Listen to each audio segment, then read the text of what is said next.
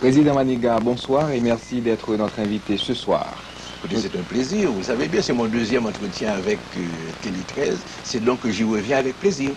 Nous allons parler de votre livre La crise haïtienne contemporaine. On en a besoin. Vous allez pouvoir nous dire qu'est-ce qui se passe dans ce pays. Je vous cite. De la vie générale, ce pays est fini en admettant même qu'il ne devienne la propriété des États-Unis. Il y a 100 ans, c'est un rapport de la légation de France au Quai d'Orsay. C'est la situation actuelle aujourd'hui encore. Vous pensez qu'il y a un risque que ce pays ne devienne une étoile en plus dans le drapeau américain? Ce risque me semble écarté, non pas par suite d'une résistance haïtienne, mais simplement parce que j'ai l'impression, d'après l'analyse des documents, que ce n'est pas dans le plan américain régional. Les États-Unis ne cherchent pas une annexion territoriale, ils veulent consolider une hégémonie régionale qui n'a pas nécessairement besoin d'une annexion territoriale. Donc on n'a pas besoin de nous. Bon, écoutez, c'est pas qu'on n'ait pas besoin de nous, on a besoin de nous sous la forme d'un pion, un instrument ou sur l'échiquier régional. Mais on n'a pas besoin de nous dans le sens qu'on veut extirper nos ressources et pour mieux les faire, il faut nous contrôler politiquement. Non, il suffit de nous contrôler politiquement sans une annexion territoriale. Et les Haïtiens seraient prêts? Écoutez, je ne dis pas que les Haïtiens seraient prêts, parce que ça signifierait un consentement. Je dis que malheureusement, la situation actuelle n'est pas de prévoir une résistance suffisamment solide pour dissuader l'Américain de le faire. Mais il est clair que je ne pense pas du tout moi-même que l'opinion haïtienne est orientée vers une annexion vers les États-Unis. Je suis de ceux qui ne le croient pas. Président Maniga, toujours pour citer le rapport de la légation de France paru dans votre livre que vous avez rapporté, vous dites « Jamais les mœurs gouvernementales ne furent dans un tel état de décomposition, parlant des membres du gouvernement de Florville-Hippolyte. » C'est le cas aujourd'hui encore. Absolument. Absolument. Vous savez, la crise de 1896-1915 est véritablement la répétition générale de la crise d'aujourd'hui. Et la seule différence qu'il y a, c'est que de 1896 à 1915, toutes les manifestations de la crise d'aujourd'hui étaient déjà là. Mais c'était simplement la crise de la fin d'un système traditionnel qui devait changer face à la première pression sérieuse de la modernisation. Tandis qu'aujourd'hui, nous avons la même crise, mais à un autre niveau, à un niveau, je ne dirais pas supérieur, hélas, à un niveau inférieur, c'est-à-dire que nous avons la crise de la décomposition finale du système traditionnel, face à une impuissance jusqu'à présent d'entrer dans la société moderne. Nous allons y arriver, Président Maniga. Vous dites à la page 9 de votre livre, de François Duvalier, et retenez bien, à Jean-Baptiste Aristide. C'est une erreur? Oui, c'est une erreur. C'est une erreur. C'est une erreur. Ce n'est pas parce que vous regardez Aristide de haut ou de loin. Oh non, je ne regarde personne de haut et j'essaie de ne regarder personne de loin. Vous ne pensez pas que ça pourrait être le cas entre vous et Aristide? Mais de bonnes relations. Je ne l'ai jamais rencontré. Vous le connaissez personnellement? Non, je ne le connais pas personnellement. Alors je ne connais ni Aristide ni Préval personnellement. Vous dites à la page 9, de François Duvalier à Jean-Bertrand Aristide, donc, puisque vous admettez l'erreur, plus cela change, plus c'est la même chose. C'est quand même grave, cette dynamique du recul que vous identifiez, que vous diagnostiquez. Oui, écoutez, je vais essayer d'expliquer très brièvement le problème. Nous sommes arrivés, avec Duvalier, nous sommes arrivés à la fin de l'ère où il était encore possible de tirer quelque chose de positif du système traditionnel.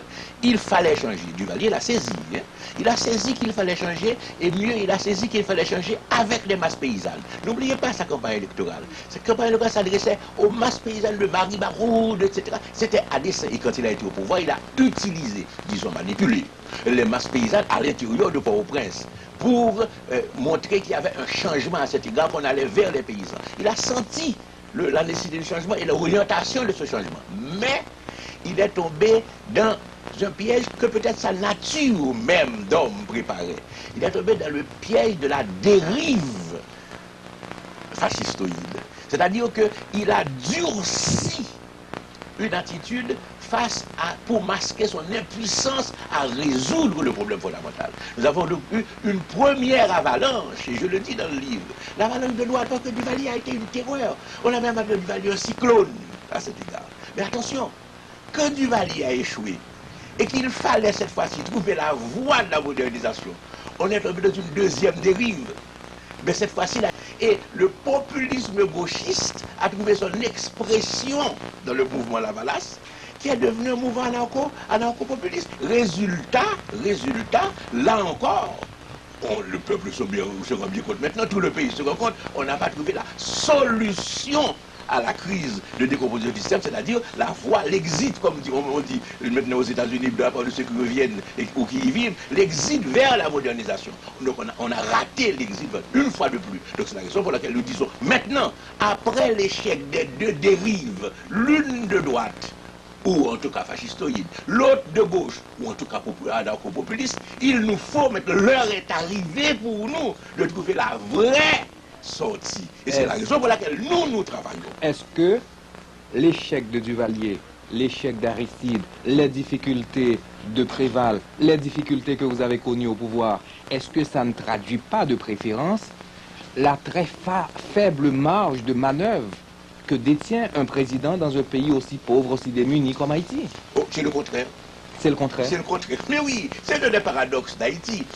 Un président peut facilement mésuser ou abuser de son pouvoir quand ses pouvoirs sont immenses. Avec quels moyens? Même quand, attention, les moyens sont à la hauteur du pays. Comprenez bien, un président d'Haïti, même avec la Constitution de 1987, quand on fait une grosse erreur sur la Constitution de 1987, nous y reviendrons peut-être au cours de l'entretien, même avec la Constitution de 1987, un président haïtien a d'énormes pouvoirs, non seulement des pouvoirs constitutionnels, et de la pesanteur historique et de la psychologie sociale. Vous savez que des gens, j'ai fait l'expérience au pouvoir, nous avons un Premier ministre qui est chef du gouvernement, mais les gens n'étaient pas satisfaits avant d'avoir vu le président ou d'avoir eu le mot du président. Si je commettais l'erreur, je dis bien l'erreur, et attention, ça va paraître drôle, je commettais l'erreur de leur dire, mais ça relève du Premier ministre. Ils me regardaient en me disant, on ne comprend pas. D'accord, c'est dans la culture haïtienne. Mais oui. Je parlais de moyens dans le sens de capacité, moyens économiques. Oh, les moyens économiques, écoutez, vous savez, là encore, il faut au président. Ce pays est exsangue, dit-on. C'est attendu, mais la plupart des gouvernements qui passent trouvent quand même de l'argent, hein, et de l'argent, malheureusement, pour l'orienter vers autre chose que les dépenses de biens communs. Comprenez bien, le problème d'Haïti revient à une chose extraordinaire que je n'aurais jamais admise en principe au départ, vient de la qualité des hommes, et non pas de la correction des institutions. Parce que c'est ça le gros problème ici. On a beau avoir des institutions correctes, tant qu'on n'a pas la qualité d'homme pour faire le jeu institutionnel dans le sens du bien commun, on va à l'échec ou on reste à la stagnation. C'est ce que nous constatons. Vous parliez de mon gouvernement. Vous soulevez là un point. Excusez-moi. Président, vous permettez. Oui. Vous soulevez là un point important. Au pouvoir, vous étiez l'un des premiers à admettre qu'en Haïti, il y a très peu de ressources humaines valables. Alors, partant du principe que ce sont les hommes qui font les choses, sans ces ressources humaines valables, où est-ce qu'on peut aller? Entendons-nous. Quand je dis ressources humaines valables, j'entends deux choses. Ce n'est pas seulement la compétence. L'ignorant ne peut résoudre les problèmes complexes de gouvernement d'un pays dans le monde d'aujourd'hui. Les compétences ne coupent pas les rues dans ce pays. C'est entendu. Mais c'est pire encore. C'est les compétences alliées à l'honnêteté, car quand les compétences s'associent à la corruption, ce pays meurt plus vite, car on est des hommes intelligents et compétents qui savent comment rendre ce pays exsangue et moribond. C'est la raison pour laquelle, quand nous parlons de ressources humaines, c'est la compétence alliée à l'intégrité. Oh, je vais dire une chose. Dans ce pays, ce qu'on a réussi à faire, c'est marginaliser les hommes compétents et les hommes de bien, les hommes de savoir et de bien en même temps. Mais attention, je vais plus loin encore. Non seulement on les a marginalisés, mais on les a intimidés. Le système les a intimidés. Aujourd'hui, quand on a un homme de bien, un patriote, un homme compétent, qu'on approche pour le service public, il vous dit, oh, je ne vais pas rentrer dans le bagage ça. Oh, mon cher, ah non, je ne vais pas dans le bagage ça. Et pourtant, c'est une exigence de bien commun. Le pays ne sera pas sauvé tant que nous n'aurons pas au pouvoir une équipe d'hommes compétents, intègres, avec le sens du bien commun et patriotes.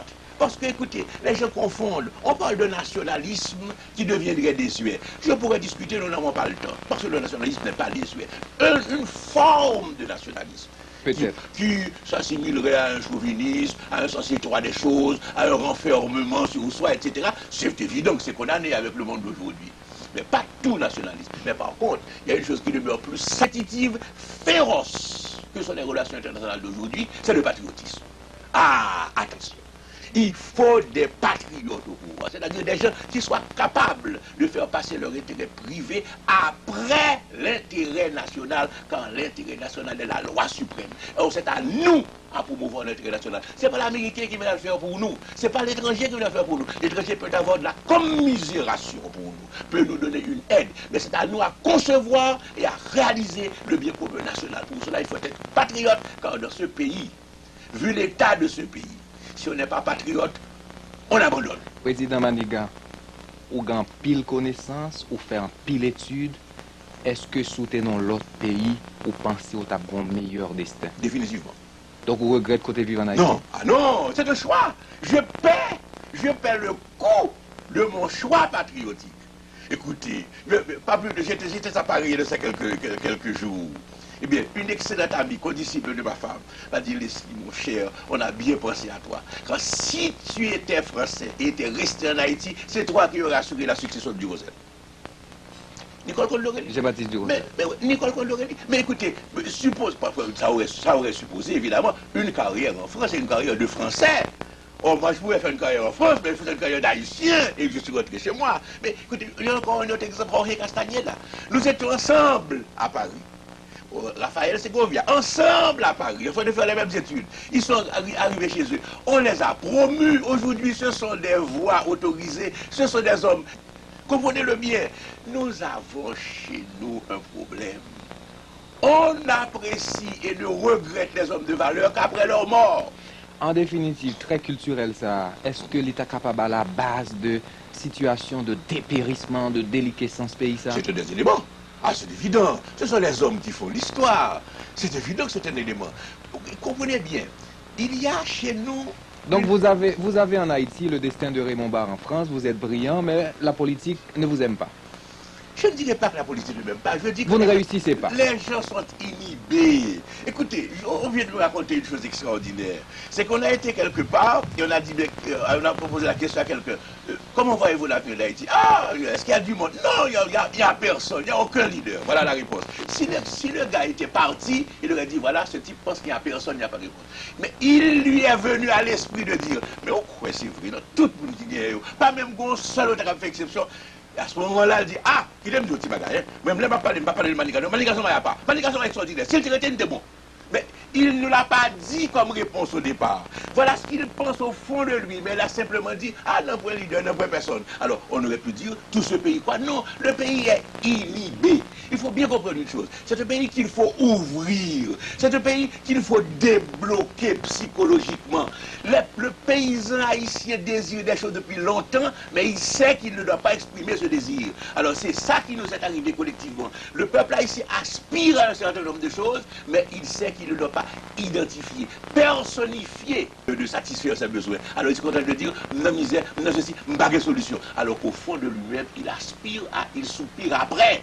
C'est ça le problème. Donc il y a ici chez nous un potentiel. Je dis que le travail actuel politique, c'est de rendre ce potentiel qui est latent, de le rendre manifeste. Il y a un capital potentiel. Il faut que ce capital, maintenant, soit investi pour qu'il donne des dividendes. C'est ça le problème haïtien. C'est ça le carrefour où nous amène la crise. Amener les gens à s'engager. Comprenez bien l'ancien système. L'ancien système, c'est que si on est pour A, B passe au pouvoir, il va victimiser tous les partisans de A. Donc, au moment de la campagne, les partisans de A ne vont pas dire qu'ils sont partisans. Personne ne s'identifie. Ah, voilà. Alors comme ça, on ne va pas changer le pays. Ça, c'est clair. Avec une attitude pareille, d'attentisme et d'espoir, mais contenu, refoulé, comprimé, silencieux, on ne change pas le pays. Il faut ouvrir ce pays, comme on ouvre une huître, comme on ouvre une coquille, pour trouver ce qu'il y a dedans. Vous parlez d'une pesanteur historique, le passé présent qui prévaut, qui prédomine la vie dans ce pays. Vous dites Haïti est un conservatoire. Pourtant, vous avez pu déceler 7 grands débats, 7 grands moments. Pourquoi, à votre avis, en dépit de ces 7 grands moments, ça n'a jamais marché? Ah, parce que Haïti n'est pas qu'un conservatoire. Il faut bien comprendre. Haïti est un conservatoire, c'est entendu, le plus fort conservatoire de la région des Caraïbes. Pourquoi? Parce que nous ayons pris notre indépendance très tôt. Je ne dis pas précoce, je ne dis pas prématuré, je dis très tôt. À partir de ce moment-là, nous avons vécu sur nous-mêmes avec notre propre expérience et nous avons plutôt conservé quelque chose parce que nous étions sur la défensive. Non, on est un conservatoire, mais on est en même temps un laboratoire. Et ce laboratoire n'a pas donné grand-chose. Je vais vous dire, nous y sommes. L'une des vocations que nous avons ratées, c'est cela, c'est en tant que laboratoire. Parce que jusqu'aux indépendances africaines, toute la race noire regardait vers Haïti. Je peux vous le dire parce que j'étais à Paris étudiant, et bien dès qu'on disait Haïtien, immédiatement, c'était l'attrait, parlez-nous d'Haïti, tous en ouverture, Christophe, votre indépendance, etc. Nous étions un laboratoire et les gens croyaient que nous allions être l'éducateur du tiers-monde indépendant. En réalité, quelques Haïtiens ont rempli ce rôle à titre individuel en Afrique, c'est vrai, avec un bilan positif, avec quelques aspects négatifs, c'est entendu. Mais le rôle qu'Haïti devait jouer, ce phare, cet éducateur du tiers-monde, en tant que laboratoire, nous l'avons raté. Si bien qu'aujourd'hui, nous sommes le contraire. Nous sommes le contraire, nous sommes l'épouvantail. Mais en même temps, Haïti est aussi, et c'est ça qui est important, Haïti est aussi une combinatoire. Et c'est là où nous sommes aujourd'hui. Nous sommes à la phase de la combinatoire. Pourquoi? Parce que à travers les éléments d'échec que nous soulignons, je l'ai souligné dans mon livre, vous le rappelez, il y a aussi les éléments d'espoir. Écoutez, au moment où la misère du pays se fait détresse, et une détresse qui va vers la violence, en même temps, vous avez ce que j'ai appelé des attentes de développement modernisateur. Et c'est ça ce pays. Ces attentes sont dans les masses populaires, certains secteurs. Ces attentes où, malgré la détresse, on voit la construction active, faisant mentir un dicton bien connu universellement, quand le bâtiment va, tout va. Ici, le bâtiment peut aller et le reste ne pas aller. Et enfin, on voit cette attente dans la prolifération des banques nationales, des grandes banques haïtiennes. Président Maniga, ma question, les 7 grands débats que vous avez soulevés à la page 36, premièrement, la polémique entre les écrivains du Nord christophien et l'Ouest pétioniste, 1807-1818, 1838-1843. Pourquoi ça n'a pas porté fruit? Mais j'essaie de vous l'expliquer. Nous sommes dans une situation qu'il faut comprendre. Haïti a exploré par l'analyse systématiquement tout son mal. Je dis toujours aux étrangers qui viennent me voir, vous voulez nous aider? Faites moins d'analyse et faites plus de thérapie. Nous connaissons notre mal. À l'heure actuelle, dans les dossiers haïtiens, dans les dossiers étrangers accumulés depuis la première mission en Haïti sous-estimée, le ministre des Nations Unies, on a une connaissance suffisamment étendue du mal haïtien pour être opérationnel à guérir ce mal. Mais alors voici où nous avons un problème. Nous avons un problème dans le passage du conceptuel à l'opérationnel. C'est ça un des aspects du problème haïtien. Même quand quelqu'un vous dit, voilà, je suis pour telle solution, et qu'il puisse trouver les moyens de cette solution, il ne le réalise pas. Maintenant, premier obstacle, il ne réalise pas, c'est le passage à l'opérationnel. Mais deuxièmement, quand il réalise, à cause, ou qu'il essaie de réaliser, à cause du contexte, parce que Haïti n'est pas à la même heure. C'est un pays où les choses ne sont pas à la même heure. Nous pouvons être à midi, là où nous sommes ici, et on est à 4 heures du matin à Maribarou. Attention, notre fuseau horaire est un fuseau économique et social, est un fuseau particulier, car nous avons diverses heures dans le pays. Nous allons plus loin, je l'ai écrit, nous avons divers âges. Certains, avec leur antenne parabolique, avec l'Internet, etc., sont déjà à la porte du 21e siècle. D'autres n'ont pas franchi le Moyen-Âge. Et c'est ce décalage. Dans ce même pays. Si bien que, alors voici le problème, si bien que quand on tente quelque chose, dans un contexte général, qui est un contexte de déliquescence et de délabrement, ce petit joyau devient un îlot dans un océan d'arriérisme, et résultat, ou bien cela échoue, au bout de quelque temps, on est découragé, on abandonne, on n'a pas le support logistique nécessaire, ou bien on devient une enclave moderne dans un contexte arriéré. Et c'est ça Haïti. Regardez Haïti, quand des étrangers viennent, si on veut prendre des vues, si on veut regarder certains segments de la population, on dit, mais c'est un pays moderne. car il y a des enclaves de modernité. Mais quand on regarde l'ensemble, c'est un pays arriéré. Il y a donc un problème de synchronisation. Je le disais, il faut amener à Haïti en état de synchronisation avant de penser à ce qu'on appelle la synergie, c'est-à-dire véritablement cette espèce d'effort collectif, cette espèce de transformation, de transfert d'énergie pour aller ensemble. Il faut d'abord synchroniser. Il faut donc mettre fin à ce système de cassure sociale exagérée, et nous l'avons écrit, nous, avant Aristide, inacceptable. Donc c'est la raison pourquoi vous référez brusquement à Aristide? Ah, parce que... Il est important? Non, bien sûr, Aristide est important. Bien sûr. Oh, écoutez, qui est-ce qui sous-estimerait l'importance d'Aristide? Écoutez, même si le bilan est négatif, il faut comprendre pourquoi Aristide a surgi. Aristide n'a pas été un produit comme une savonnette lancée sur le marché. Aristide a surgi des entrailles du système traditionnel moribond. C'est pour ça qu'il n'a pas réussi? Bon, il n'a pas réussi pour autre chose. D'abord pour des raisons personnelles. L'individu, face à la tâche, face exactement aux exigences de la tâche. Ensuite, son équipe. C'est évident. Son idéologie, une idéologie destructrice. Il faut bien comprendre. Le Haïti est né grâce à la destruction. Et nous avons donc un héritage psychologique qui est la destruction positive.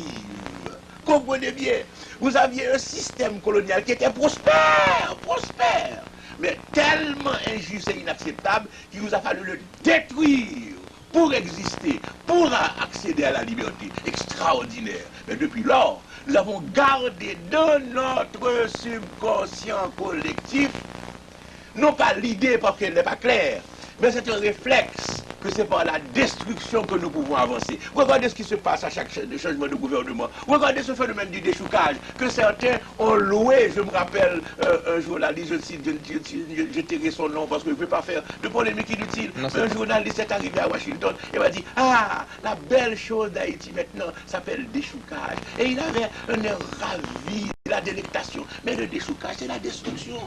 Écoutez, vous déchouquez une maison, ok, qu'est-ce que vous faites? Vous faites qu'assouvir un désir, un ressentiment, une vengeance. Cette maison, transformez-la en un bien public. École, dispensaire, lieu de récréation, etc.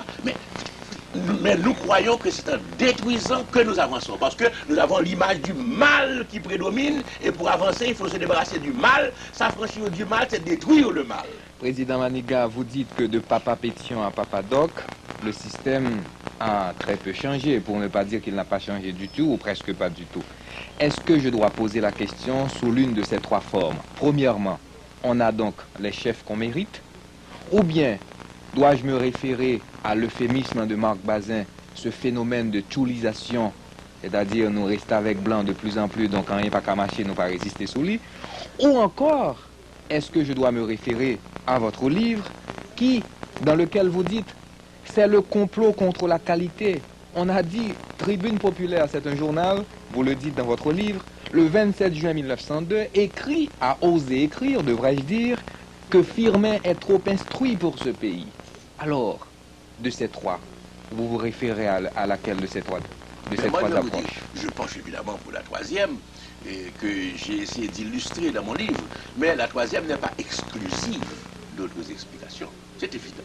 Non, mais si nous prenons le phénomène presque à l'état pur, c'est-à-dire le phénomène de Papa Pétion à Papa Doc... La troisième renvoie à la première, on a les chefs qu'on mérite. Non. Non? Non.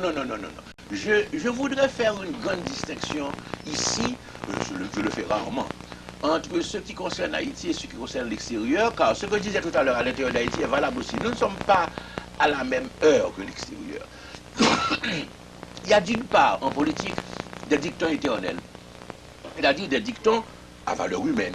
Il y a d'autre part, des dictons qui viennent de l'expérience concrète des hommes et qui donc changent d'une expérience à l'autre. Je ne crois pas que le peuple haïtien a les dirigeants qu'il mérite.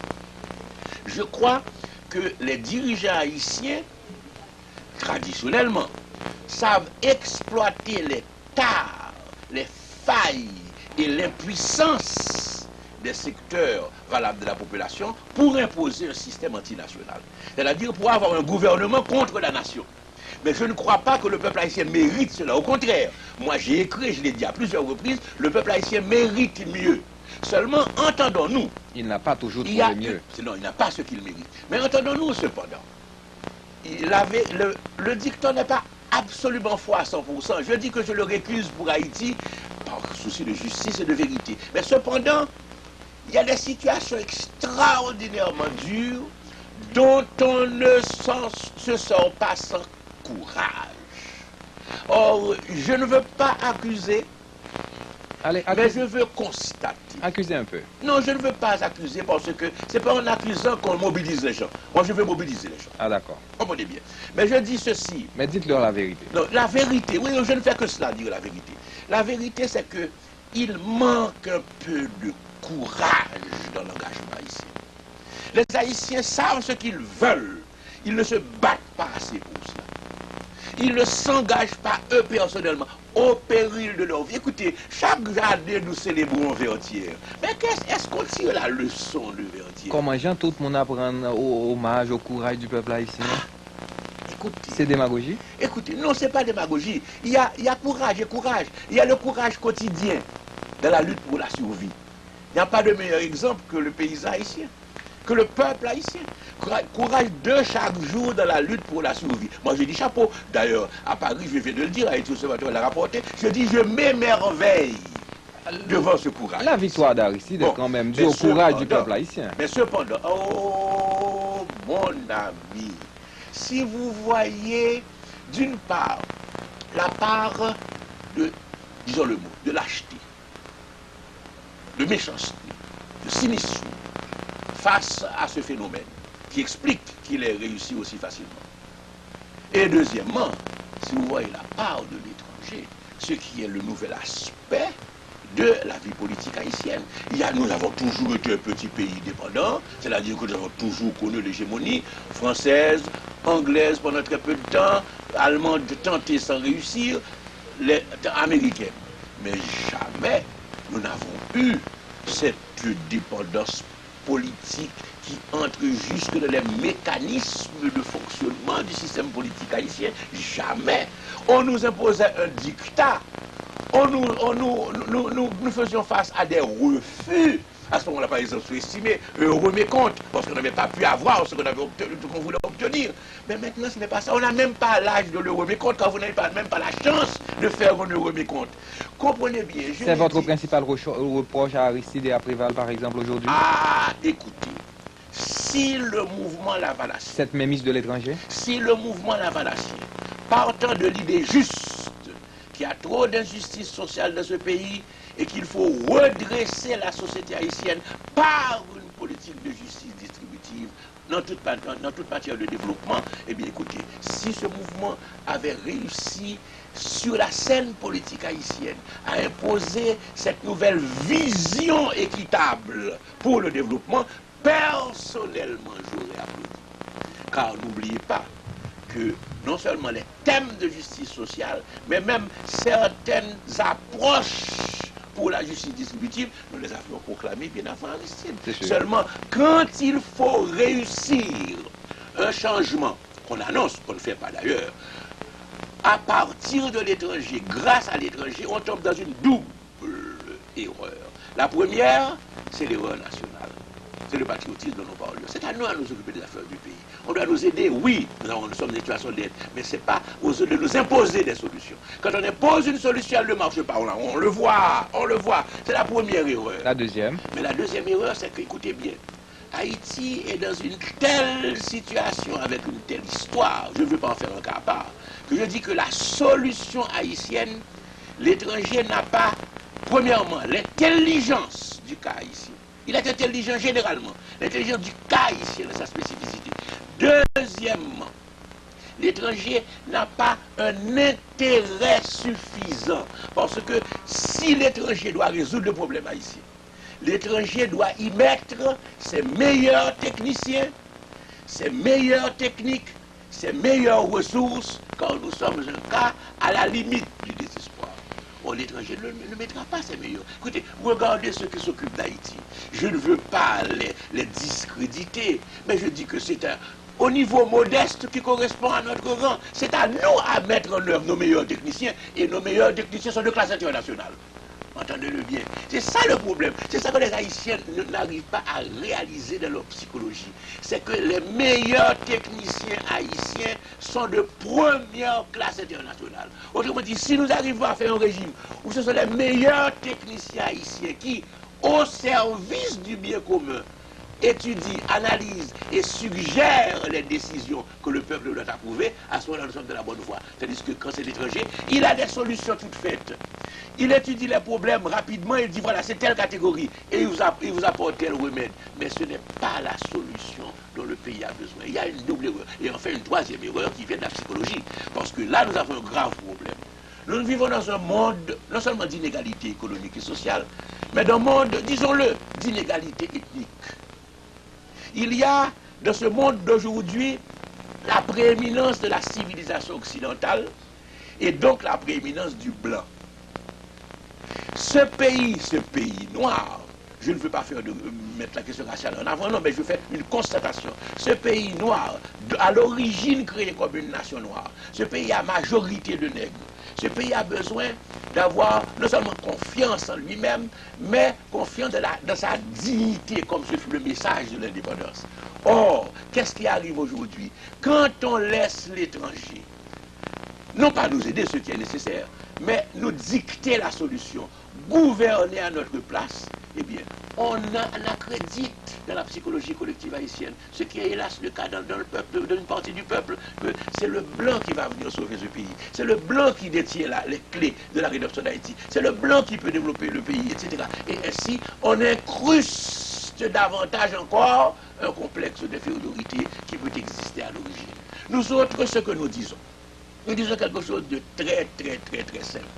C'est que Haïti peut être le lieu où le noir haïtien, sans complexe, ni d'infériorité, ni de supériorité, sans attitude, ni de méfiance, ni de racisme, tout à fait naturellement coopère avec l'étranger, quelle que soit sa nationalité, à la recherche du bien commun haïtien, à condition que ce soit bien sûr prioritairement l'haïtien qui conçoit, qui pense et qui finalement décide.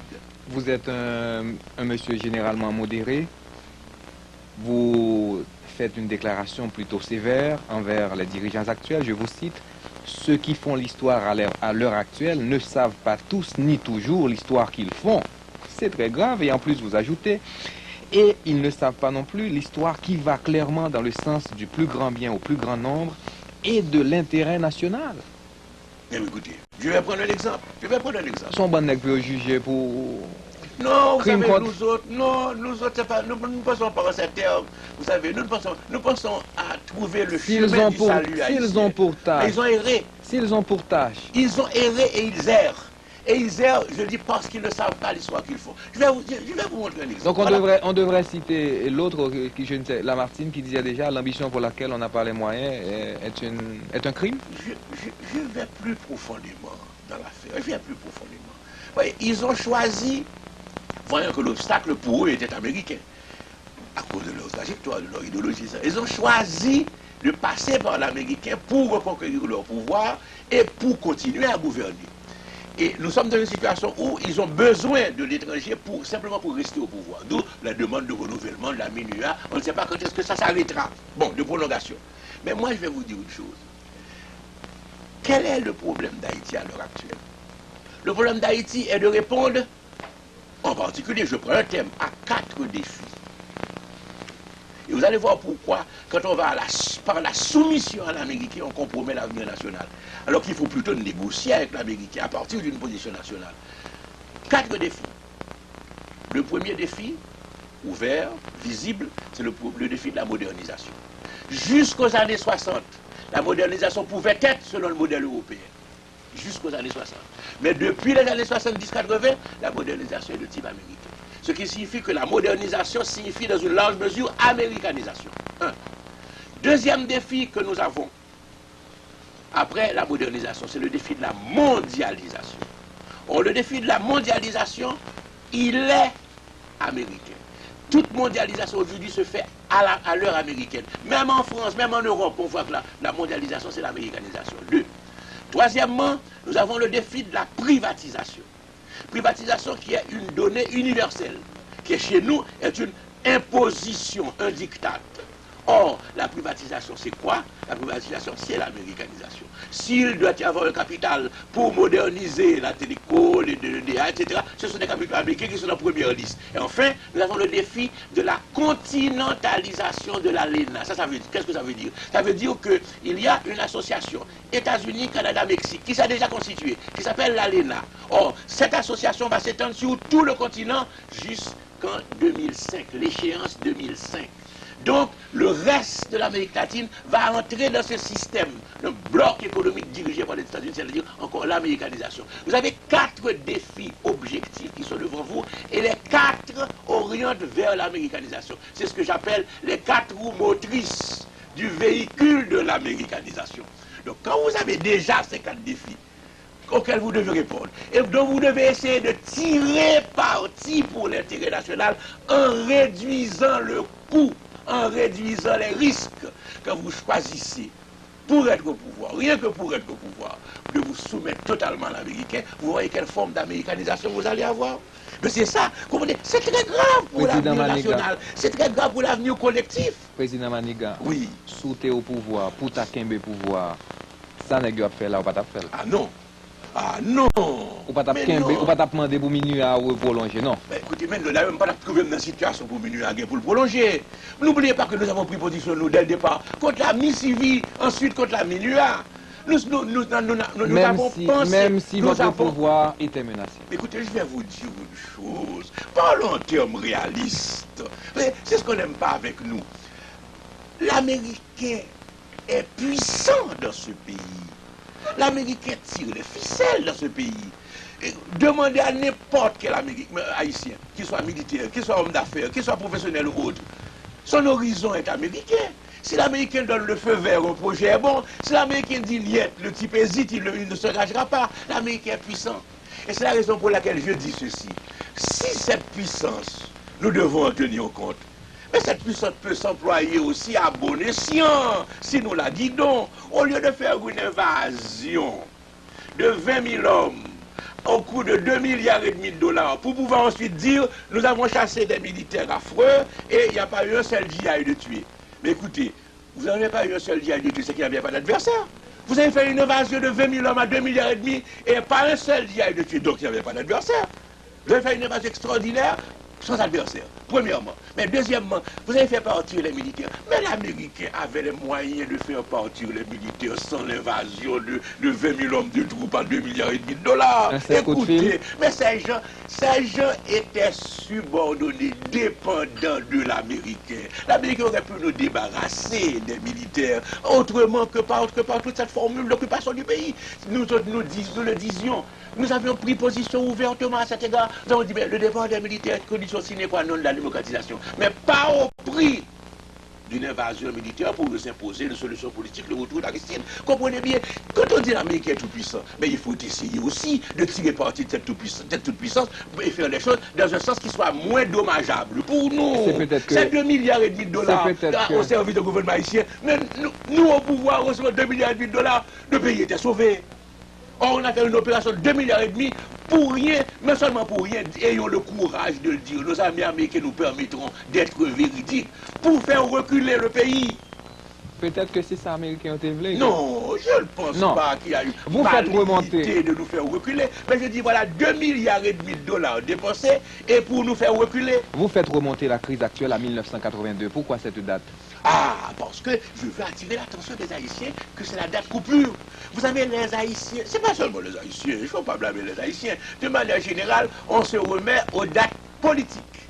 Le départ de Duvalier en 1986, donc la coupure en 1986, ce n'est pas vrai. La coupure se fait sous Jean-Claude, avec l'échec de l'expérience économique de Jean-Claude. Échec de l'expérience économique de Jean-Claude et politique aussi d'ailleurs, qui commence dans les années 80, mais s'exprime en 82 par la conversion de statistiques qui étaient positives, c'est-à-dire favorables, à des statistiques qui deviennent négatives, c'est-à-dire défavorables. Et à partir de 82, c'est la dégringolade, et le reste, c'est la suite logique. 86 est un incident politique, une péripétie politique. La vraie coupure, c'est 82. D'ailleurs, même au niveau politique, n'oubliez pas qu'à partir de 82, vous avez eu en Haïti une tentative de Jean-Claude de se démarquer du régime paternel en politique et de nous donner même une nouvelle constitution. Vous vous rappelez les dispositifs constitutionnels nouveaux. La coupure, c'est 82. Et quand on regarde les statistiques que j'ai publiées, vous voyez clairement que c'est là que se trouve la coupure. Et que tout le reste, c'est la même phase, une phase jean-claudienne et ensuite une phase post-jean-claudienne. Parce que déjà, à partir de 82, c'est une phase post-totalitaire. Voilà le mot que les Haïtiens ont oublié. François Duvalier, c'était la phase totalitaire. Jean-Claude a essayé de maintenir, à travers une expérience économique, mais maintenir le système répressif. À partir de 82, il a senti la nécessité de la libéralisation. Il ne pouvait pas la faire. Je l'ai dit, le fils du tigre ne peut pas devenir végétarien. Donc à partir de ce moment, commence véritablement une nouvelle ère et nous sommes dans les affres de cette ère de décomposition générale de la société traditionnelle. La mondialisation maîtrisée, c'est le terme que vous employez à la page 233 de votre livre. En effet. Et pour cette maîtrise de la mondialisation, vous la faites en 13 points. Le premier point, vous pensez qu'il y a un capital indigène qu'il faut associer aux capitaux étrangers. Définitivement. Cette association est viable? Nécessairement. Vous comprenez, nous avons pris le chemin contraire. Là encore, voilà que les choses haïtiennes sont extraordinaires. Nous avons pris le chemin contraire. Les Américains sont venus et nous ont dit, j'espère que les Haïtiens n'ont pas oublié parce qu'on n'en parle plus aujourd'hui, qu'il faut, pour sauver Haïti, notamment par la privatisation, appliquer un principe qu'ils ont appelé le principe de la discrimination à l'envers. C'est-à-dire qu'on va écarter le capital national au profit du capital étranger. Ça a été même une suggestion d'une société financière internationale. Écoutez, mais non, on ne sauve pas un pays sans ses fils. S'il y a un capital haïtien, il faut que ce capital haïtien soit associé au développement futur d'Haïti. C'est clair. Donc là, ou en opposition totale avec le site de la Toto qui dit que nèg sa yo pas doué la donne encore. Écoutez, vous savez à quel titre on veut les chasser? Je ne comprends pas, je pose la question. Oui, mais à quel titre on veut les chasser? On veut les chasser premièrement, dit-on, parce qu'il y a eu de la corruption, etc. Mais la corruption est externe aussi. Une bonne partie de notre corruption est importée. Le système américain fonctionne aussi à base de corruption. Ou bien on dit parce que le système étranger. Il dit parce que rien. Deuxièmement, leur inefficacité. Yeah. Mais attention, leur inefficacité. Il faut bien comprendre. Nous sommes au moment précisément, et c'est pourquoi je parle de nouvelle phase, nous sommes au moment d'attente de développement, où se décroche de la bourgeoisie traditionnelle, qui était rentière, usurière, jouisseuse, etc. Bon, se détache un groupe d'entrepreneurs. Nous avons un nouveau visage du capital national. Pour voir les 13 points, Président Manigas. Mais nous n'avons pas le temps de voir les 13 points. Mais malheureusement, je voudrais faire une idée générale qui est très importante pour parler de la mondialisation. Dans quelles conditions faut-il maîtriser la mondialisation? Nous nous disons ceci, en théorie générale, parce qu'il y a une théorie générale de tout ça, avant d'aborder les points. Une théorie générale. Au 19e siècle, et je viens d'insister là-dessus à Bologne, en Italie, au cours des journées d'études interdisciplinaires, il y a eu au 19e siècle, et j'aimerais que les Haïtiens comprennent cela. Il y a eu au 19e siècle la naissance du capitalisme industriel. Ce capitalisme industriel a été fondé sur la machine, donc l'usine. Et ce capitalisme industriel disait, laissez faire, régime libéral, pas de préoccupation sociale. Nous avons un marché de main-d'œuvre, nous utiliserons, ce sera bien, et comme ça on développera les choses. Ceci a créé la famine. Ceci a créé, à cause de nos zones rurales, un immense chômage. Ceci a créé l'émigration. Prenons un exemple, l'Irlande, dont on vient de rappeler, dont on fait l'illustration. Famine irlandaise, misère irlandaise, émigration irlandaise aux États-Unis. On peut prendre l'Italie, voilà le coût. Mais cependant, qu'est-ce qui s'est passé avec ce capitalisme industriel qui au départ était sauvage et libéral? Eh bien, on l'a amendé à la suite de l'essor des mouvements de justice sociale, à la suite des essors des idées de justice sociale, syndicalisme, christianisme social, socialisme, etc. On a amendé ce capitalisme au point qu'on a introduit la sécurité sociale et on a abouti à des sociétés à peu près d'équité sociale. Maintenant, aujourd'hui naît un nouveau capitalisme. Tout aussi sauvage. Ben voilà, c'est un capitalisme nouveau, un capitalisme de services et de communication, fondé sur l'information, l'informatique. Ce capitalisme nous dit libéral, partout, Le capitalisme se présente comme sauvage, force du marché, etc. Irrésistible, laissant de côté ceux qui ne peuvent pas, les laisser pour compte, ceux qui ne peuvent pas. Bon, on a le chômage, à nouveau, spectre du chômage, la misère, etc. Le reconnaissent les Américains eux-mêmes. Alors qu'est-ce qui va se passer? Ben voilà pour nous le problème. Pour maîtriser la mondialisation, car aujourd'hui la mondialisation est encore sauvage. Pour maîtriser la mondialisation, il faut un nouvel humanisme d'équité sociale à l'échelle mondiale. Un nouvel humanisme mondial. Ça prendra du temps, mais c'est la façon de maîtriser la mondialisation. En attendant cette victoire progressive, il nous faut, face à nos cascades successives d'échecs, il nous faut, nous, prendre un certain nombre de mesures immédiates, d'où les points qui sont à la fin du livre et que vous mentionnez. Parmi les 13 points, je retiendrai quelques-uns. Par exemple, vous prônez la présence d'un État régulateur, mais surtout, je retiens le 11e point, un exécutif ferme. On voit très souvent, vous, un démocrate, disons, des mains, comme on dit, une main ferme dans des gants de velours, pour ne pas dire carrément vous avez plus ou moins une tendance, non, de dictateur, non? Non, dictateur, non. Non. Écoutez, quand un homme a fait 36 ans de sa vie à l'extérieur, fuyant la dictature et combattant la dictature. Il ne renouvelle pas la dictature. Non, il y a un mot extraordinairement beau de Gaulle à cet égard. Non, non, pas à mon âge, ni dans ma nature, ni dans mon âge. Non, mais par contre, l'exécutif ferme. Non, n'évacuons pas le problème pour autant. L'exécutif ferme. Vous ne pouvez pas avoir un pays en déliquescence. C'est la restauration de l'autorité de l'État? Vous ne pouvez... Non, c'est la même chose? Non.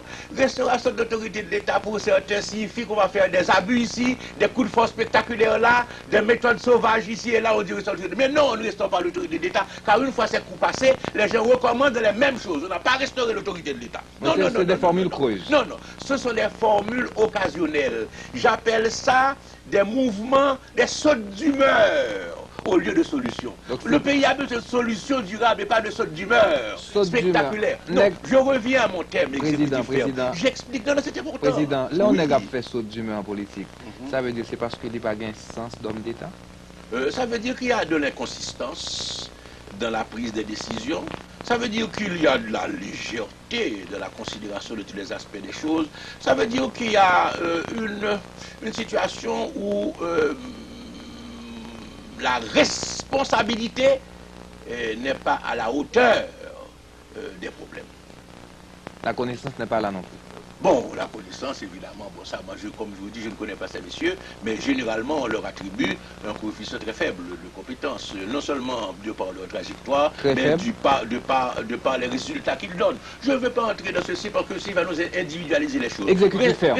Restons au terme de l'exécutif. Qu'est-ce que vous entendez par exécutif ferme? Je vais vous le dire. Vous annoncez quoi? Je vais le justifier. Vous comprenez? Dites-nous d'abord ce qu'il est, ne le justifiez surtout pas d'abord. Ah, il faut d'abord le justifier. Si on construit une maison, c'est d'abord la fondation. D'accord. Ensuite, l'édifice. Nous besoin d'exécutif ferme, mais dis-nous ça lié. Mais quittez monsieur Côte. Pour pas cacher nous. C'est très important. Vous savez, la démocratie a des étapes. J'ai développé, dans une publication faite par le centre de Washington, le Center for Strategic and International Studies, j'ai développé une étude dans laquelle je dis qu'il y a 3 étapes de la démocratisation. Il y a une première étape qui est l'étape d'entrée dans le processus de démocratisation. Et je caractérise cette étape. Je donne les caractéristiques fondamentales.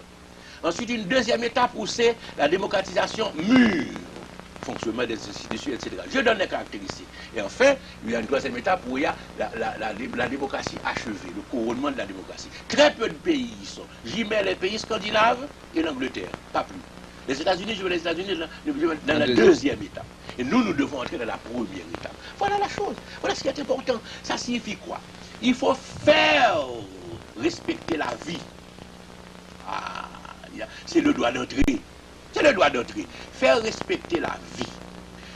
Faire respecter les droits fondamentaux. Faire respecter la liberté fondamentale. Avoir des élections vraiment honnêtes et démocratiques. Et assurer un passage d'un pouvoir à un autre, dans les 2 cas, par élection vraiment démocratique. Bon, Haïti est candidate à rentrer dans cette première phase. N'y est pas encore. les dernières élections viennent se faire, c'est clair, ne correspondait pas à ce critère, à ces exigences démocratiques. On n'y est pas encore. Ça signifie quoi? Ça signifie que pour rentrer vers ces bienfaits de la première étape, il faut non pas une autorité laxiste, déliquescente, qui permet des poches ou des ferments d'anarchie ou des initiatives individuelles d'anarchie, mais il faut une autorité, au sens, je dirais au sens latin du terme, au sens latin original, auctoritas. Auctoritas, il y a quelque chose d'auguste, de prestigieux. C'est la raison pour laquelle la fonction de chef de l'État doit être entourée de prestige. C'est pas le cas maintenant? Écoutez, vous vivez comme moi les temps que nous vivons et vous ne pouvez pas dire que actuellement la fonction présidentielle est entourée de prestige. Moi, je les comportements n'incitent pas au prestige. Quoi, par Peuvent exemple? inciter à autre chose, Quoi, par mais exemple? pas au prestige. Quoi, par exemple? Écoutez, il y a une chose qui est importante. Quand on est chef de l'État, on a la responsabilité suprême du bien de la collectivité. Et comprenez bien, quand je parle de auctoritas, auguste, dit, responsable, torturante pour celui qui exerce le pouvoir, à cause des exigences et des responsabilités. Donc dictature éclairée? Non, mais pas du tout. La dictature, ça signifie le bon plaisir du chef. Ici, c'est la soumission du chef aux exigences du bien commun, mais avec l'énergie pour faire respecter ce bien commun et les exigences de ce bien commun. Vous comprenez? Vous ne pouvez pas laisser faire n'importe quoi. Chacun tire à U et à dia, surtout dans une situation de misère. Il faut de l'ordre. Mais l'ordre, ce n'est pas un ordre injuste, c'est l'ordre qui recherche la justice. Chercher la justice. Ah, c'est important. Et pour nous, là, c'est cette force de la loi, cette autorité des normes et des règles qu'il faut faire respecter. C'est l'ABC du pouvoir présidentiel. Dans un pays comme Haïti, où tout s'en va à volo, où tout est dans l'liquescence, où chacun croit qu'il peut satisfaire ses besoins selon ses intérêts sans normes, il faut une autorité centrale, non pas au service de l'injustice et des abus, mais une autorité centrale au service du bien commun pour faire respecter des règles claires, valables pour tous et non pas valables pour certains, tandis que d'autres peuvent violer ces normes indéfiniment à leur profit. Donc c'est pourquoi il faut une autorité. Une autorité, mais qui soit accompagnée de prestige, qui soit accompagnée de crédit, qui suscite la fierté et l'adhésion. Quand je fais quelque chose, même si je le fais d'une manière autoritaire, et je dis, j'explique, c'est pourquoi je faisais l'anticonservationnel, j'explique pourquoi je le fais, dans le sens du bien commun. Les gens disent, ah mon cher, c'est vrai, oui, vous avez raison, mon cher, nous sommes d'accord avec lui. Mais c'est ça la différence. Il faut un exécutif ferme, parce que nous sommes en période d'anarchie. Il faut faire fonctionner les institutions, faire respecter les normes, faire triompher la justice. Président Pour ça, Maniga. il faut de l'autorité morale. Président Maniga, vous avez aussi parlé dans l'un de ces 13 points d'un redressement moral. Mais revenons à la page 55 de votre livre. Vous dites que c'est le passage de la dictature à la démocratie que nous n'arrivons pas à faire. La chance avec mon gouvernement, mais j'emploierai un mot que le droit et qu'on emploie très souvent en droit. Est-ce que vous pensez, avec les élections contestées qui vous ont amené au pouvoir, est-ce qu'on peut partir d'un biais pour arriver à réussir, à cette réussite? Écoutez, comment s'est faite la démocratisation au Chili? Comment s'est faite la démocratisation en République dominicaine? Regardez l'exemple européen. Donc, Non, je veux dire par là... Donc, vous me donnez raison. Non, je ne vous donne pas raison. Non, je ne vous donne pas raison. Je vais m'expliquer. Attention. Non, j'ajoute. Je connais trop bien tout ce qu'il y a derrière des questions de ce genre pour ne pas me donner clairement ma position. Président Maniga, attention. Vous dites des élections contestées. Oui, mais dans quel sens ces élections? Non, mais j'ajoute un dernier mot. Les élections que vous avez... Je regrette. Vous allez revenir sur ce chapitre et chaque fois que j'ai un entretien, on veut revenir sur ce chapitre. Maniga, écoutez, moi j'ai dit la vérité à ce sujet. Je n'ai pas à la répéter constamment. Président, mais puisque vous la posez phrase. beaucoup d'entretiens télévisés, je suis obligé de répéter. Une phrase. Écoutez, Avant, il y a eu un... avant. Non, laissez-moi m'expliquer. Non, je ne vous permettrai pas d'intervenir. Laissez-moi m'expliquer. Vous avez posé une question, c'est à moi de répondre. Laissez-moi répondre. L'élection d'Aristide et l'élection de Préval est mauvaise aussi. Laissez-moi... C'est ce que vous avez dit. Écoutez, vous avez constaté les choses comme moi, mais ne m'interrompez pas sur la réponse à ma question, parce que le public, une fois de plus, doit m'entendre confirmer les vérités qu'aujourd'hui, heureusement, il sait. Élection contestée, comment contester? Il y a eu des gens qui ont pris une décision légitime De ne pas aller de au boycott. Ah, attention, hein, attention. Il faut bien faire attention aux choses. Des candidats qui étaient considérés comme importants dans la course présidentielle, des candidats qui étaient considérés comme pouvant gagner dans la course présidentielle, ont décidé de boycotter à la suite des événements de novembre. Donc, ils n'ont pas participé à ces élections. S'ils avaient participé, probablement les choses auraient pris une autre allure. Mais ils ont eu une décision de boycott. Dites plutôt, si vous voulez être honnête vis-à-vis de moi, dites plutôt que j'ai bénéficié de leur boycott. Ça, j'accepte. Mais ne me dites non, parce que quand on dit la manière dont il a pris le pouvoir, j'y étais à des élections, seulement mes principaux adversaires ont boycotté. Ça m'a rendu la tâche plus facile. D'accord. Écoutez, c'est ça la vérité. C'est ça qu'il faut dire. J'emprunte votre approche et je dirais que vous avez bénéficié de leur abstention. Du boycott de mes adversaires. Du boycott de vos adversaires. Ok. Oui. Maintenant, ma question. Comme tout à l'heure, vous mettiez en cause les élections d'Aristide et de Préval pour dire que, étant donné que ces élections étaient quelque peu mauvaises, les résultats ipso facto. Ah non, je n'ai pas dit ipso facto. Ah non. J'ai même eu la précaution de dire, compte tenu de leur personnalité, de leur trajectoire, de leur idéologie, et du fait qu'ils n'étaient pas à la hauteur des véritables exigences du pays. Je n'ai pas dit ipso facto. J'ai au contraire donné une liste de variables. Non, mais maintenant je vais vous dire, attention, ce que j'avais comme problème, c'est clair, comme problème d'élargir mon espace de soutien politique. Et c'est ce qui arrivait quand le coup d'État est arrivé. Clairement, les signes étaient là de cet élargissement d'appui du pays à mon gouvernement et à ce que nous réalisions. Maintenant, je vais vous dire une chose. N'oubliez pas que vous parlez des élections de décembre 90, une chose que je peux dire, sans coquetterie intellectuelle ni politique, c'est que moi, je n'ai jamais été vaincu par les Lavalassiens. Car quand je me suis présenté, quand j'ai voulu aller aux élections, d'abord on m'a retenu à New York de juillet à octobre pour ne pas avoir à faire de campagne électorale dans le pays. Car quand j'allais rentrer, en juillet, c'était une préparation extraordinaire à travers le pays pour m'accueillir.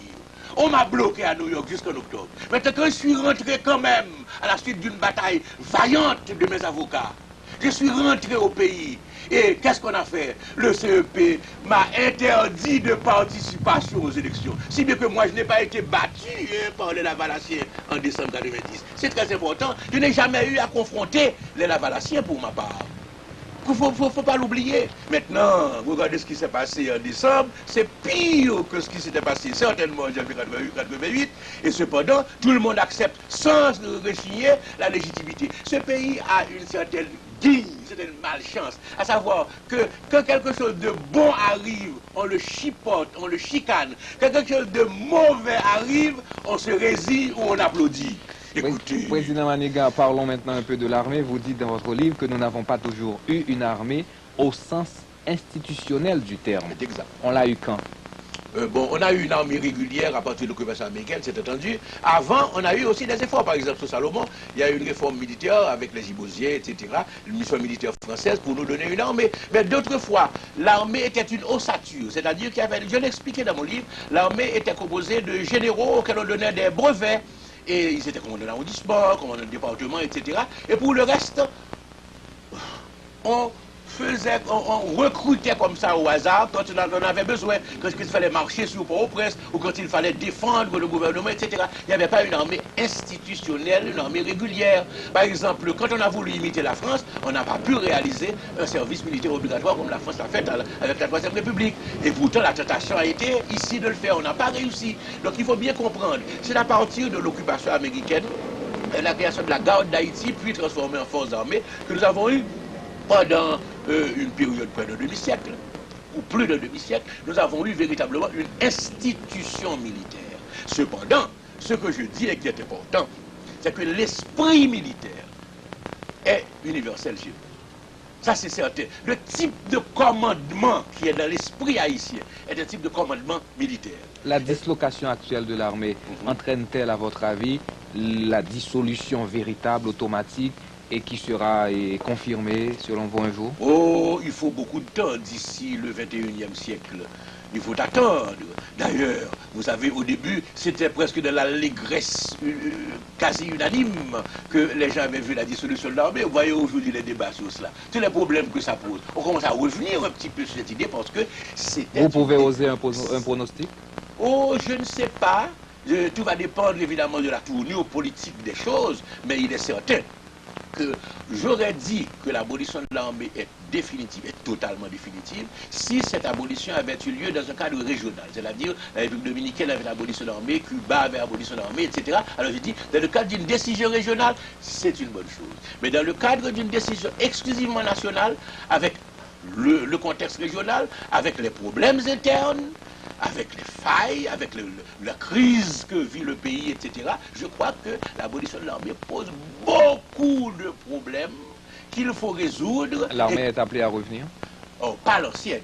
Pas non, sous la forme ancienne, évidemment pas. Mais l'institution. Des forces d'ordre au service du bien commun, je crois que c'est indispensable. En juillet 1911, Anténor Firmin, vous dites dans votre livre, écrit « Ou Haïti passe sous une domination étrangère, ou elle adopte résolument les principes de modernisation.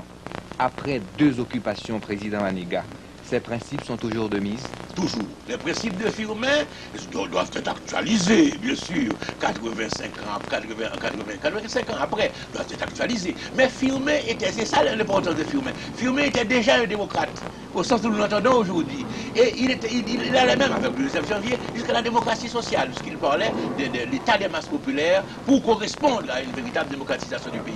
Maintenant, il va vous dire, Firmin a dit, ou bien mes principes triomphent, ou bien ce pays passe sous domination étrangère. C'est à un moment où se déployait dans la Caraïbe ce qu'on appelle l'impérialisme américain.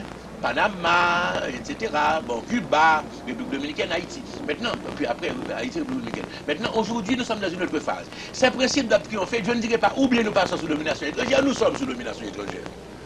Nous sommes sous domination. Seulement, la différence, c'est qu'on ne va pas nous prendre comme colonie pour nous transformer à la manière de Porto Rico, de la Martinique et de la Guadeloupe. C'est ça qui ne va pas se faire. Mais nous sommes déjà sous domination étrangère. Autrement dit, la faillite de la démocratisation nous a déjà menés à la domination étrangère. Notre problème est de savoir comment recouvrer cette partie essentielle de la souveraineté qui puisse nous permettre de décider d'une modernisation dans un contexte de mondialisation maîtrisée. C'est ça le problème. Le problème est qu'il faut être très réaliste et très pragmatique. Nous ne le ferons pas contre l'Américain, mais nous le ferons dans une négociation, disons-le, ça peut être un combat, mais un combat n'est pas nécessairement un combat armé ou un combat de confrontation, non. Ça peut être simplement, comme par exemple, il y a aujourd'hui, malheureusement, le rapport des forces n'est pas le même, entre l'Europe et les États-Unis sur une série de questions, sur la question culturelle. Actuellement, la question est en plein dans l'affaire cubaine, etc. Il y a des différends, il y a des antagonismes, il y a des initiatives qui lèsent l'intérêt de partenaire. Ce partenaire doit être en mesure de voir comment tirer parti d'une situation inégale. La seule chose que je dirais au peuple haïtien en toute vérité, c'est que nous ne pouvons pas croire que nous sommes l'égal des États-Unis et nous allons nous imposer aux États-Unis comme Tokyo peut le faire ou comme l'Europe peut le faire. Mais ça ne signifie pas pour autant que nous devons être à plat ventre. Dès que nous disons ceci, nous disons vite, vite, comme on a entendu récemment une autorité, la plus haute autorité du pays le dire parce qu'on lui avait demandé vite, vite, va le faire vite, vite. Mais enfin, on ne peut pas faire vite, vite quand on est responsable de l'intérêt national. Il faut d'abord étudier comment ça va affecter l'intérêt national avant de faire. On ne peut pas dire je vais faire vite, vite. Vous comprenez? Il y a une attitude qui est importante. Et puis je vais dire autre chose.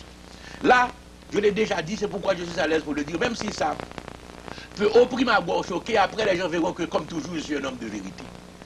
Très souvent dans la vie, au niveau des individus comme des nations, on se comporte vis-à-vis de quelqu'un selon la perception qu'on a de lui. Et cette perception qu'on a de lui ne vient pas seulement de ses propres préjugés, mais aussi de son propre comportement et de sa propre attitude. Si je me trouve en face de quelqu'un dont je sais qu'il est compétent, qu'il est honnête, qu'il est sérieux, qu'il est bien intentionné, qu'il ne m'est pas hostile, mais qu'il va défendre ses intérêts par rapport à moi, j'ai une autre attitude que si je me trouve en face de quelqu'un dont je sais au départ, il est ignorant, il est malhonnête, corruptible, il n'est pas sérieux, donc je me comporte à son égard d'une autre façon. Il y a des fois des choses que fait l'étranger ici, il ne le fait pas à Santo Domingo, il ne le fait pas à la Jamaïque, voire à Caracas ou à Santiago, parce qu'il sait qu'il a devant lui un certain type de partenaire. C'est la raison pour laquelle nous nous disons, mettons de l'ordre d'abord chez nous, faisons triompher ce qui est valable, ce qui est bien, ce qui est respectable chez nous. À ce moment-là, nous sommes en meilleure position pour négocier, même petit, même faible. Pour ce triomphe, voyons ce qu'on peut trouver chez les élites économiques. Vous dites que dans votre livre, pour ces élites économiques, une cargaison suffit à enrichir son homme. Nous sommes dans les premiers jours de l'indépendance nationale. De Dessalines à Duvalier, la véritable catégorie sociale, détentrice et bénéficiaire du pouvoir, sans l'exercer de manière directe, formelle et visible, était le bord de mer. Donc le bord de mer est responsable de ce passé toujours présent? Non. Il ne faut pas le poser de cette manière. Pas jusque-là. Non, non, j'ai dit le principal. Vous savez pourquoi j'ai dit le principal? C'est parce que certains veulent noyer le poisson. Et certains ne veulent pas dire que c'est le bord de mer. Alors ils vont inventer une affaire qu'ils appellent la Trinité, où ils mettent les grands dons et où ils mettent les militaires. Ne se rendent pas compte que les grands dons, d'abord, sont petits, sont insignifiants statistiquement, sont insignifiants encore plus graves économiquement, parce que les grands dons, écoutez, le système des grands dons en Haïti est de simple incroyable, il faut voir le métayage. Le type est propriétaire de nom, ce qu'il reçoit de sa terre, pas grand-chose et il n'a pas d'influence. Il n'a d'influence que par l'homme de la ville. Mais comment peut-on éviter cette dépendance plutôt douce, généralement, du pouvoir politique face au secteur et face aux élites économiques? Ah, en les diversifiant. La diversification, c'est ça. Écoutez, si vous avez diverses élites dans un pays, quand j'entends par élite, non pas un corps qui a un privilège de droit et le garde impunément, non. Je mets beaucoup de mérite. Je parle de méritocratie quelque part, n'est-ce pas? Je mets beaucoup de mérite dans ça. C'est-à-dire que des éléments populaires peuvent constituer ces parties intégrales de ces élites. Si vous avez des élites intellectuelles qui jouent leur rôle, si vous avez des élites politiques, avec des leaders politiques, de véritables partis politiques qui jouent leur rôle, si vous avez des élites économiques, mais si vous avez des élites professionnelles, vous comprenez, ce sont des secteurs qui doivent arriver à l'âge de la modernité de manière à concevoir le bien public par suite d'une espèce de seule élite domine. Cette élite ne voit que ses intérêts et cette élite ne pense pas en termes de consensus, mais plutôt en termes de dépendance des autres secteurs de la société. Tandis que si vous avez différents secteurs qui sont représentés par ce que j'appelle les élites, c'est-à-dire des éléments tirés de ces secteurs, éclairés, responsables, actifs, participatifs, et qui savent représenter ces intérêts-là, maintenant avec les autres autour de la véritable table. Alors quand nous disons table ici, nous parlons de table au sens sérieux du terme. C'est pas bon table. Pas au sens sérieux du terme. Non, non, parce que écoutez... Il y en a d'autres qui ne sont pas sérieux là-dessus? C'est évident. Comment ça? C'est évident. Comment? Écoutez, d'abord, si vous parlez de table, c'est que vous parlez de négociation. Or, qu'est-ce qui se passe? Vous ne pouvez pas venir à la table de négociation en ayant tout. Si nous devons jouer aux cartes autour d'une table, vous allez distribuer les cartes. Les cartes doivent être distribuées pour qu'on puisse jouer. Mais si vous avez toutes les cartes, vous prenez toutes les cartes, vous accaparez toutes les cartes et vous dites venir au bord de la table. Donc vous demandez à un homme politique de partager le pouvoir? Pas de partager le pouvoir. Qu'il y ait des partenaires du système politique. Car quand un partenaire du système l'emporte, il a le pouvoir. Mais ce que je dis, c'est qu'au départ de la dévolution du pouvoir, il faut qu'il y ait une distribution des cartes, ce qui n'a pas été fait l'année dernière au cours des élections. C'est la raison pour laquelle aujourd'hui, il ne peut pas y avoir de jeu politique. Il y a une formule politique qui, parce qu'elle est seule, se parcellise, se morcelle, se divise, s'antagonise entre soi. Tandis que le jeu démocratique est un jeu compétitif. S'il y a compétition, c'est qu'il y a plusieurs coureurs, c'est qu'il y a plusieurs partenaires. Alors, c'est pourquoi nous disons la solution politique haïtienne. Mais comment expliquer que... C'est qu'il faut une nouvelle donne. Comment expliquer qu'en dépit de toute faiblesse à eux, messieurs demeurés, populaires, les seuls... Non? Oh, mon cher, vous savez, je suis un scientifique. Et je demeure un scientifique dans tout ce que je fais. Apportez-moi les données de cette popularité. Car même à l'époque de l'apogée aristidienne, Aristide n'avait pas la majorité du peuple haïtien. Vous Il parlez, avait la plus importante minorité du vous peuple parlez haïtien. beaucoup plus d'Aristide que de Préval. Aristide est parti, c'est Moi, mais Préval qui Préval, est... écoutez, oui, mais Préval, enfin, si j'en crois Ça les passe, propos, si j'en crois les propos, Préval lui-même, il paraît, je ne le connais pas, il paraît que c'est un peu sans rire. Ça veut dire quoi? Il peut dire des choses comme ça, on est leur sérieux pour faire rire et qui sont des vérités. Il paraît qu'il aurait dit à un commerçant qui lui disait, ah mon cher, à cause de popularité, il dit, ah mon cher, on connaît bien pas populaire. Enfin, on lui attribue ce propos. C'est peut-être pas vrai. C'est une blague haïtienne. Les Haïtiens sont extraordinaires d'humour. Mais écoutez, non. Non, écoutez, non. Quand on parle aujourd'hui de la situation haïtienne, je crois que on ne peut pas parler en 1996 en termes de 90, en termes de décembre 90. Écoutez, vous êtes un animateur de médias, il y a les stations de radio, il y a les journaux. Voyez ce qui se dit, voyez les critiques qui se font. Comment peut-on parler, évoquer les données de 90? Vous êtes quand même, vous n'êtes pas du tout gentil avec les hommes politiques. Vous dites que ils n'ont aucun sentiment moteur d'abnégation pour faire avancer les affaires du pays à la page 66 de votre livre. Et vous dites plus loin, ce sont des leaders bluffeurs et opportunistes. Attention, je dis ceci qui est vrai, que tout le monde dit, que tout le monde constate. Mais j'ai dit aussi... Venant de vous, c'est sévère. Ah, mais écoutez, je suis toujours l'homme de vérité. Mais j'ai dit aussi, parce qu'il ne faut pas détacher les phrases de leur contexte. Ah, c'est ce que je fais. J'ai dit aussi au début du même passage, qu'il y a parmi eux beaucoup d'hommes de valeur qui probablement doivent continuer à l'être.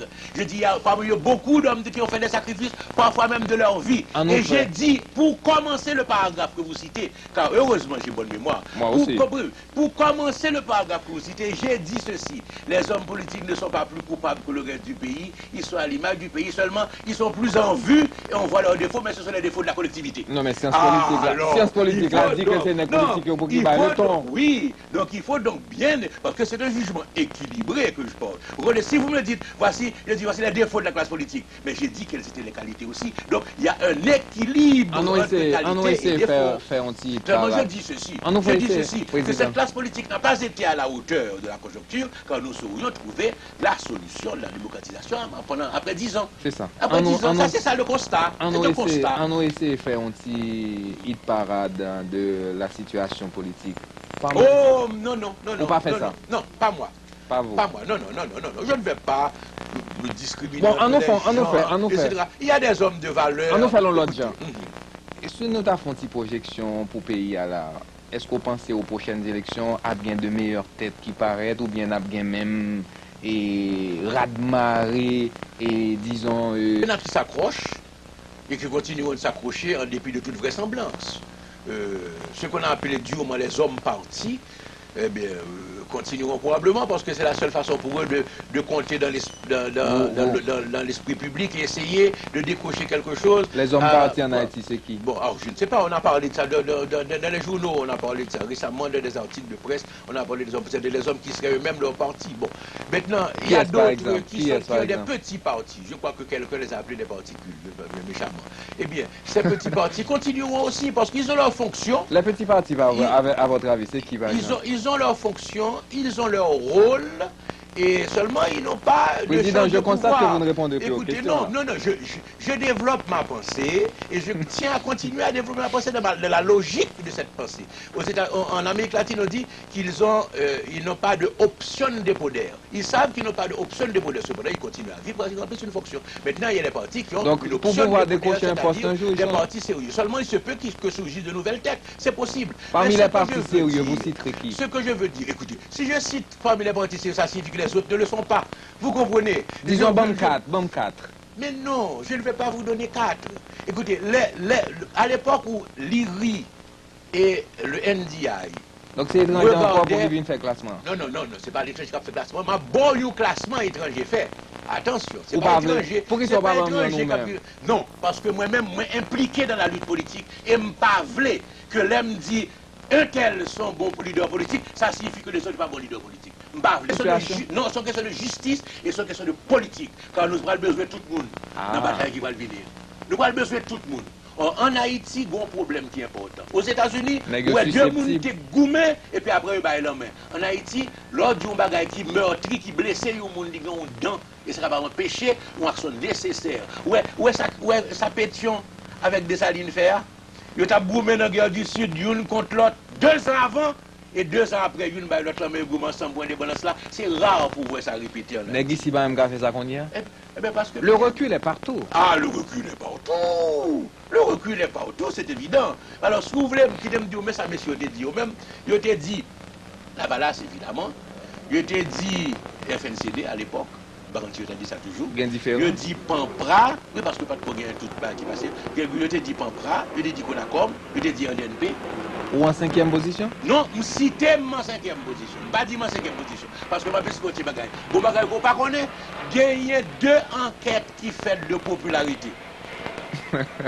Ou les sûrement, puisque je connais des disciples dans la presse. Ou connaissez bien des côtés. En quelle position? Avant Préval. Avant Préval? Ah, ou pas connaître ça, ou pas connaître, cherchez-les. Cherchez-les. Ce n'est pas moi qui fais, c'est l'étranger qui fait.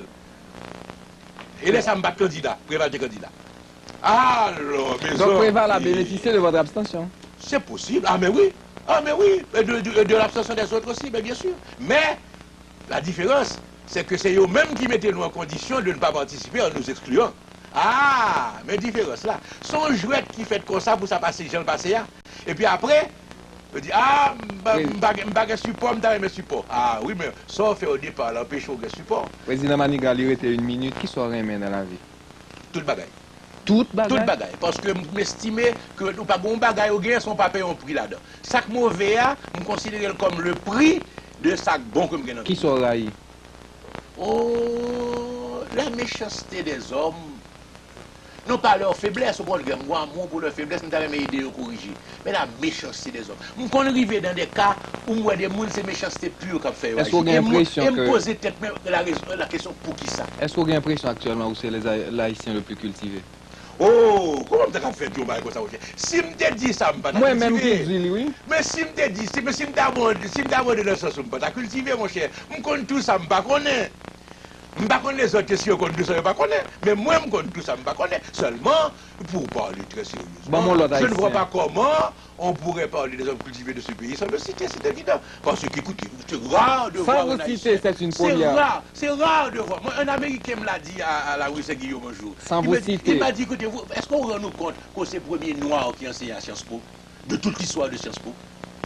Je dis, mais oui, je compte ça, mais c'est pas une bonne affaire. Je professeur en Sorbonne, je professeur à l'école des hautes études internationales. Pourquoi les Haïtiens font ça? C'est-à-dire que dans le domaine PAM, je fais des bagailles que d'autres Haïtiens dans le domaine PAM, ils fait. C'est-à-dire qu'il faut faire une série de domaines, et on dit, bon, dans le domaine PAM, je vais résultat ça acquis de première grandeur, mais dans l'autre domaine, on nomme comme Pierre Sylvain. Il était l'un des premiers spécialistes mondiaux du café. Alors, écoutez, Haïtien qu'on arrive dans dire, si bon Dieu aide grâce à l'intelligence qui bon au départ, et trajectoire, moi, arrive au plus haut niveau. Pourquoi dans bon Dieu? Haïtiens arrivent dans le plus haut niveau, et me citer Pierre Sylvain pour café. Pourquoi dans bon Dieu?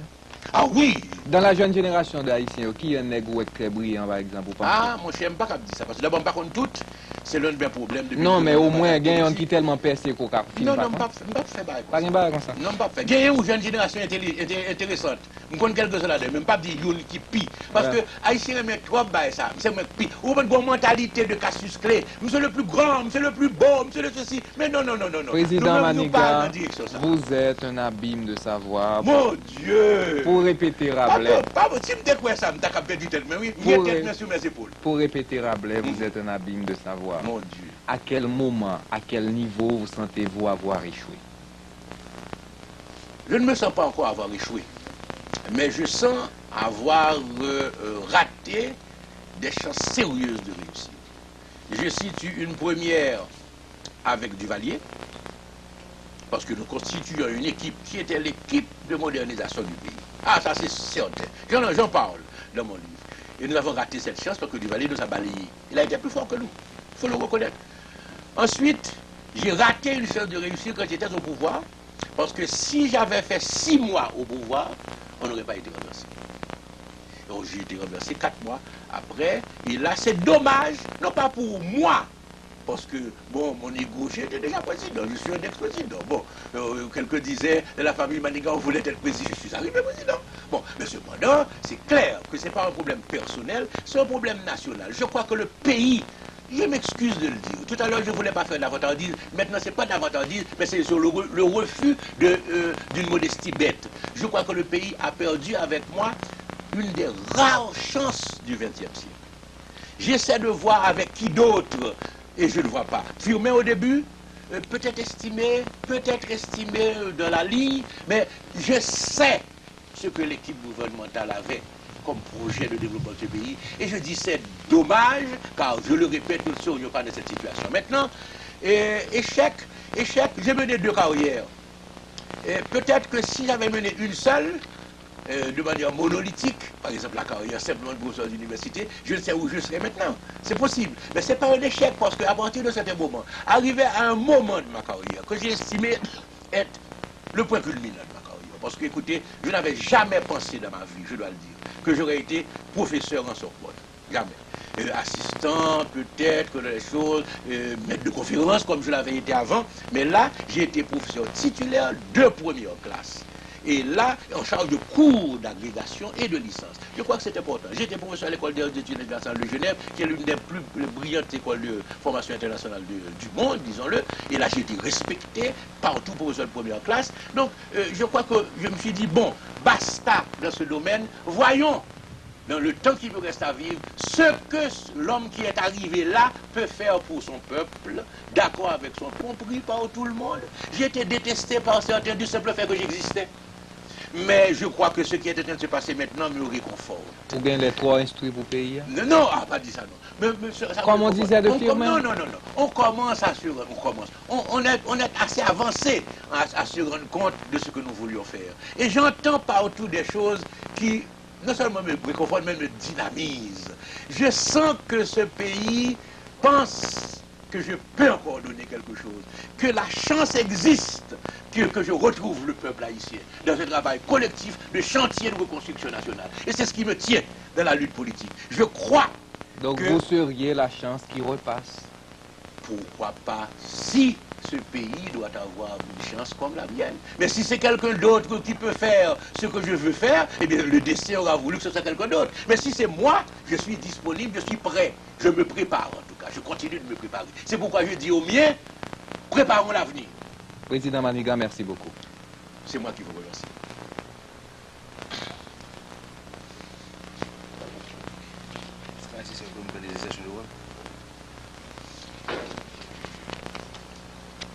Merci. Bon, on va voir. Quand est-ce que vous passez? Demain soir. C'est demain soir? Oui. Oh, je pensais que c'était plus tard que ça. Il faut Non, que j'avertisse. À quelle heure? 9h30. 9h30. Bon, il faut que j'avertisse.